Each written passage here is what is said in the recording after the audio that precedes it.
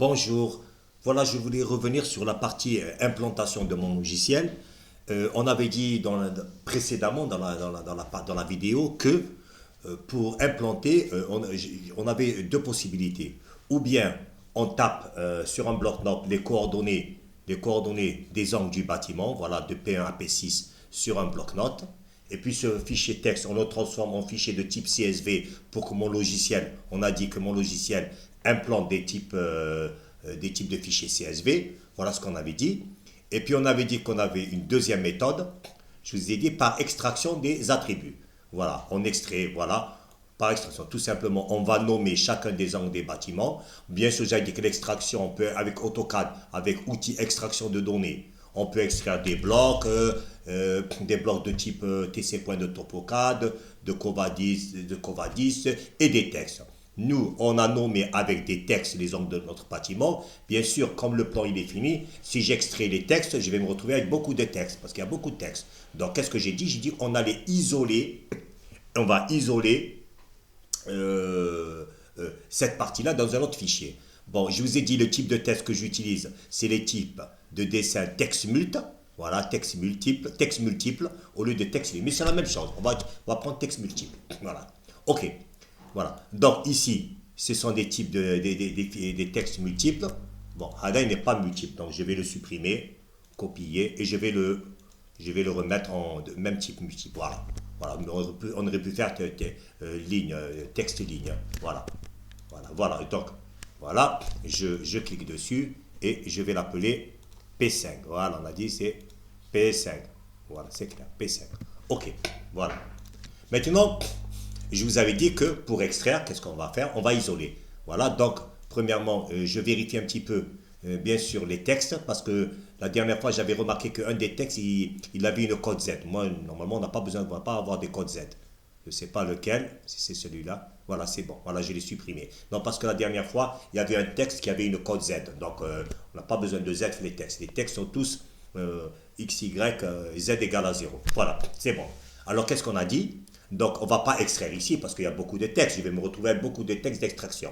On a dit qu'on allait isoler. Donc, on a dit qu'on faisait édition copier. On sélectionne la polyline parce que la polyline, on en aura besoin parce que c'est pour les angles des bâtiments et les textes. Voilà, entrée. On allait et on ouvre un nouveau fichier. Ouvrir. J'avais dit que, bien sûr, avant de faire l'extraction, il faut donner un nom à ce nouveau fichier. Donc, on va dire enregistrer sous. On a déjà un qui s'appelle extraction 1. Voilà, extraction 1, voilà. Enregistrer, oui, voilà. C'est bon. On fait édition, on a dit coller vers les coordonnées d'origine. C'est normal. Pour qu'on puisse implanter un ouvrage, il faut qu'on soit dans les coordonnées de notre levée topo. Et puis, on avait extrait. Mais je m'étais rendu compte de quelque chose qui ne marchait pas. Quand j'avais fait l'extraction, je pensais qu'il me donnait l'angle du bâtiment. Non, ce qu'il me donnait, c'est une coordonnée du texte. Celle-là ou celle-là. Donc c'est faux. Moi, ce que j'avais, donc c'est là que je me suis rendu compte que c'est pas normal. Donc cette deuxième méthode, moi j'avais vérifié avec la première méthode, c'est bon, ça m'avait donné de bonnes coordonnées. Mais si j'avais testé avec la deuxième méthode par extraction, je n'aurais pas trouvé les bonnes coordonnées. Voilà. Donc, quand j'avais fait l'extraction dans la vidéo précédente avec la deuxième méthode, il m'avait donné des coordonnées. Mais ces coordonnées, ce n'étaient pas les coordonnées du bâtiment. C'était une des coordonnées du texte multiple. Voilà, normalement, ce n'est pas ça. Moi, il me faut la coordonnée de l'angle du bâtiment. Alors, qu'est-ce qu'il faut faire? Je sélectionne par exemple P5 et je vois ses propriétés. Dans ces propriétés, j'ai ces coordonnées. Maintenant, la coordonnée qui est affichée dans la propriété, ici, vous voyez qu'il y a 4 carrés bleus. Quelles coordonnées ça représente en propriété? Alors qu'est-ce que je fais? Je vais me positionner par exemple sur le carré, celui dans le carré. Je me positionne et regardez, dès que je me positionne, le rectangle il devient vert. Quand il devient vert, je vérifie entre les coordonnées des propriétés et les coordonnées qui se trouvent en bas, qu'on appelle les coordonnées du logiciel, les coordonnées de la barre d'état. Est-ce que ce sont les mêmes? 4079 993, 4079 993, 6206 723, 6206 723. C'est bon. Donc, les coordonnées dans les propriétés représentent les coordonnées de ce rectangle-là. Bien sûr, il faut bien le mettre dessus et jusqu'à qu'il s'allume en vert. Comme dans le cas. Maintenant que j'ai ça, qu'est-ce qu'il faut faire? Voilà, c'est ça que j'aurais dû faire la dernière fois. Voilà. Et bien sûr, en comparant les deux méthodes, je me suis rendu compte que quand le texte était décalé, il m'avait pas pris l'angle du bâtiment, il m'avait pas pris les coordonnées du bâtiment, de l'angle du bâtiment, il m'avait pris les coordonnées du texte. Non. Si je veux considérer le texte, je vais soulever le texte de ce point-là et je vais le coïncider à l'angle du bâtiment. Voilà, je fais la même chose. Je prends de ce côté-là et je le coïncide à l'angle du bâtiment. Je prends le texte et je le coïncide à l'angle du bâtiment. Je prends le texte et je le coïncide avec l'angle du bâtiment. Je prends le texte ici et je le coïncide avec l'angle du bâtiment. Je fais la même chose avec P6 et je le coïncide avec l'angle du bâtiment. Voilà. Bon, mettons, si les écritures sont trop grandes, parce qu'on ne sait jamais, je peux avoir beaucoup d'ouvrages implantés, je peux diminuer la tête, la taille des écritures, 1,5 par exemple. Voilà, s'il faut. Hein. Et j'utilise le pinceau, avec pinceau, copier les propriétés, voilà, pour les rendre plus petits. Voilà. Maintenant, nous allons faire l'extraction dans cette deuxième méthode et la comparer avec la première méthode où on avait introduit manuellement les coordonnées. Moi, j'avais oublié de faire ça parce que je croyais qu'il m'avait donné les coordonnées des angles du bâtiment alors qu'il m'avait extrait les coordonnées des textes. Voilà. Donc maintenant, on va faire l'extraction. Outil extraction de données. C'est comme dans la vidéo précédente, suivant, voilà, je me suis rendu compte en vérifiant, c'est pour ça c'est bien de vérifier. Moi, je n'avais pas vérifié, je croyais que c'était bon, j'ai utilisé la première méthode où on avait introduit manuellement les coordonnées, c'est bon, on a vérifié avec le logiciel, et j'ai pas vérifié avec la deuxième méthode, j'ai dit c'est bon, alors non. Là, il m'avait donné la coordonnée du texte qui était décalée par rapport à l'angle du bâtiment. Maintenant, j'ai coïncidé. Comme j'ai fait l'accroche, c'est-à-dire la poignée du texte, je l'ai coïncidé avec l'angle du bâtiment, comme on vient de le faire. Enregistrer, je fais sélectionner les objets comme la dernière fois, voilà, et je sélectionne l'objet. On fait suivant. Moi, mettons que j'ai coïncidé le texte avec la polyline. Je n'ai plus besoin de la polyline, je décoche. J'ai besoin que du texte. Maintenant, je n'ai pas besoin de dessin, je n'ai pas besoin de général, je n'ai pas besoin de visualisation. Voilà ce que j'ai besoin du texte. Son index, c'est-à-dire P1, P2 jusqu'à P6. Je n'ai pas besoin de sa largeur, je n'ai pas besoin de sa rotation et je n'ai pas besoin du Z. J'ai besoin XY. Suivant, on décoche tout ce qui est en bas, la même chose. Et voilà. Maintenant, aperçu complet. Maintenant, je vais vérifier si ces coordonnées que j'ai extraites coïncident avec ce qu'on a tapé manuellement. Voilà où il est. Voilà, fichier d'implantation. Si je l'appelais, c'est celui-là. Fichier d'implantation. Je peux voir comme ça ou là, voilà, fichier d'implantation, voilà, ou là au CSV. C'est la même chose, peu importe. Voilà, on peut le vérifier. Voilà, c'est celui-là. On va vérifier, est-ce qu'il est identique? On commence par P1. P1, tu as la première méthode qu'on a tapé manuellement avec ce qu'on vient d'extraire par AutoCAD. P1, je vérifie ici. 4093 636 1, 4093 636 1, 6180 78 93, 6180 78 93. P2, 4082 322, 4082 322, 6185 905, 6185 905. Allez, j'en vérifie. P3, 4085 097 097 18, 6191 317 317, 4074 716 4074 716, 6196 396, c'est bon. P5 4078 208, 4078 208, 6204 269, 6204 269, 4099 678, 4098 678, 6194 304, c'est bon, voilà. Maintenant, j'ai extrait avec une deuxième méthode, je peux sortir et je vais faire suivant, comme on a fait la dernière fois, un fichier de sortie, bien sûr, je reviens dans le bureau. Voilà, rattachement XYZ, voilà, bien sûr, comme je l'avais appelé, c'est ça, j'avais appelé combien? Fichier d'implantation, celui-là on va l'appeler fichier d'implantation 1, voilà, et je fais enregistrer, suivant, fin, voilà, c'est bon. Maintenant, qu'est-ce qu'on a? Donc, on a le fichier d'implantation et le fichier voilà, bon, celui-là je l'enlève, parce que j'avais dit qu'il n'est pas bon. Donc ça c'est l'ancien. Donc on a le fichier d'implantation 1 avec ses coordonnées, voilà, et le fichier d'implantation et le fichier d'implantation le deuxième. Voilà, ils sont là tous les deux. Voilà, Voilà, c'est celui, c'est celui qu'on a fait quand on a tapé manuellement les coordonnées, pardon, et celui qu'on a, et celui qu'on a, voilà, et celui qu'on a extrait. Voilà, c'est lui qu'on a extrait. Voilà, celui qu'on a tapé manuellement et celui qu'on a extrait. On avait dit que les coordonnées sont les mêmes, donc le travail, il est bien. Voilà, c'était ça que je voulais dire. Bien sûr, c'est important. Moi, comme j'ai vérifié la première méthode, on a dit que c'est bon, le logiciel a donné de bons résultats. J'ai extrait avec la deuxième méthode et je ne me suis pas rendu compte que, comme le texte n'était pas collé à l'angle du bâtiment, il m'a donné les coordonnées du texte qui est éloigné de l'angle du bâtiment. Il fallait que je le fasse coïncider avec l'angle du bâtiment. Maintenant qu'on a fait coïncider, c'est bon. Voilà, maintenant ce fichier, bien sûr, je vais le transformer en type CSV. Voilà, voilà, bien sûr. Ouais, c'est ça des fois, vous voyez, en vérifiant. Voilà, ouvrir, je vais l'ouvrir, bien sûr. C'est normal. Bureau. Voilà, bien sûr, voilà. Bon, et c'est très important, bien sûr. Quand on a deux méthodes, il faut qu'on s'assure que c'est bon. Voilà, tous les fichiers. Voilà, il s'appelle fichier, comment on appelle? Fichier d'implantation 1, c'est-à-dire c'est la deuxième méthode, par extraction. Voilà, on continue, délimiter suivant et terminer. Voilà, on avait dit, on enlève les index comme on avait dit et on va couper, on va le faire monter plus haut, voilà, pour voilà, coller et on fait fichier enregistré sous en de type CSV. Voilà. Et on a dit qu'il s'appelle implantation 1. Voilà, c'est la deuxième méthode par extraction. Enregistrer. Voilà. Oui.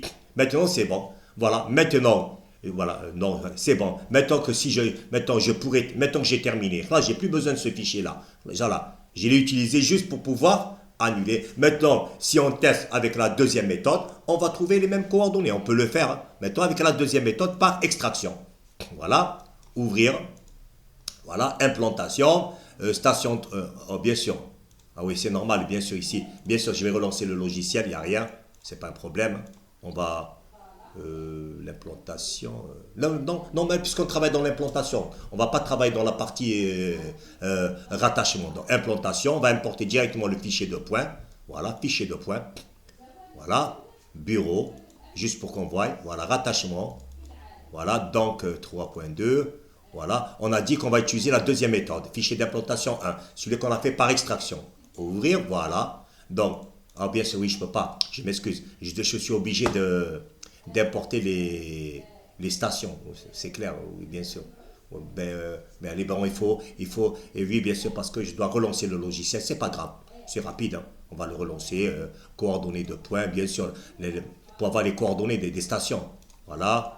Voilà, donc les stations, rapidement, c'est vrai, c'est rapide, on peut repartir à zéro, il n'y a aucun problème.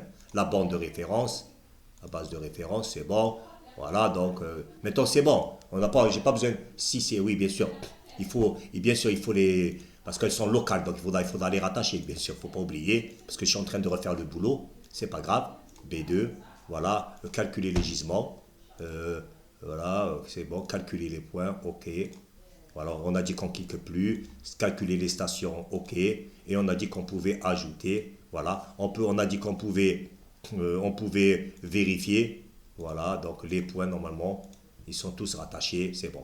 Les stations sont tous rattachés, c'est bon, voilà, c'est bon. Donc, maintenant on peut aller, donc, on va aller directement, et bien sûr, on doit maintenant, bien sûr, les bandes de référence, il faut qu'elles soient là, sinon ça ne marche pas. Dans la station 3, on a dit vise station 4, c'est ce qu'on avait dit. Point à implanter, bien sûr, importer le fichier de points. Le fichier de points, on a dit c'est cette méthode-là, par la deuxième méthode, par extraction. Et on peut voir, donc mettons P1, calculer, voilà. Non, attendez, pardon.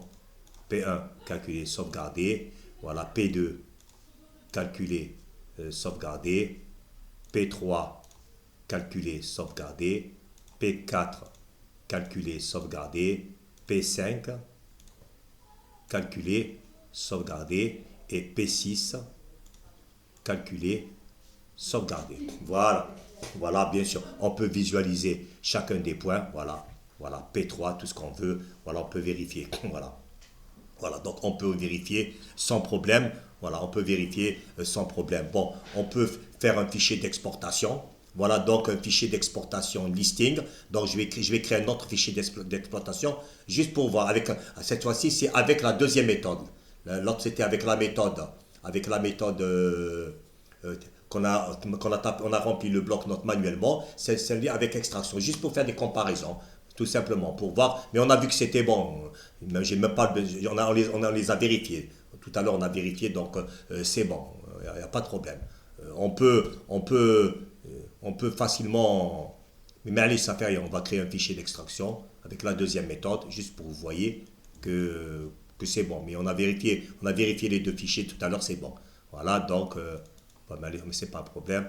On va donner un autre nom. On l'avait listing d'implantation. On va l'appeler listing d'implantation 1. Soit disant, on développe la deuxième méthode, c'est-à-dire par extraction. Voilà. À partir de voilà, c'est bon. OK? C'est bon. On va faire clean quand on veut nettoyer, exporter. Voilà. Donc, on va faire listing d'implantation 1. Voilà. Il va nous faire oui pour qu'on vérifie. Ça ne coûte rien. Comme on dit en français. Voilà. Il va venir oui. Voilà. C'est enregistré. Voilà. Bien sûr, j'avais parlé du clean. Clean, il va nettoyer localement la partie de l'implantation. Surtout quand on retrouve, par exemple, si on se retrouve tout à comme j'ai dit, avec plusieurs P2, P6, ça veut dire qu'il a sauvegardé trop de valeurs. Alors, je fais clean et je reprends le travail. De même pour les distances entre deux points. S'il y a un petit problème localement, il pourra clean, nettoyer la partie où il y a les informations distance entre deux points. Maintenant qu'on a terminé, on fait toujours, bien sûr, réinitialiser. Quitter, on va juste comparer les deux fichiers de sortie. Par la première méthode qu'on avait dit, par listing, par la première méthode où on avait fait la méthode, comme j'avais fait dans la première partie du logiciel, quand on avait introduit manuellement les coordonnées, qu'on va la comparer avec la deuxième où on a utilisé ce qu'on appelle la méthode, on va dire ça, c'est listing premier cas, voilà, on va essayer de mettre comme ça, voilà, et la deuxième, voilà, listing 1. Pas ce qui vient. Il ne peut pas sortir les deux en même temps. Mais allez, c'est pas grave. On peut juste vérifier back. On prend un modèle P3. Voici les coordonnées à P3. Par la première méthode, quand on avait introduit manuellement les coordonnées, je vais faire copier, juste pour voir. C'est pas la peine. Et je vais la comparer avec celle du listing. Voilà. Listing 1. Voilà. Listing d'implantation 1. C'est la deuxième méthode quand on a fait par extraction. Pour voir est-ce qu'on trouve la même chose.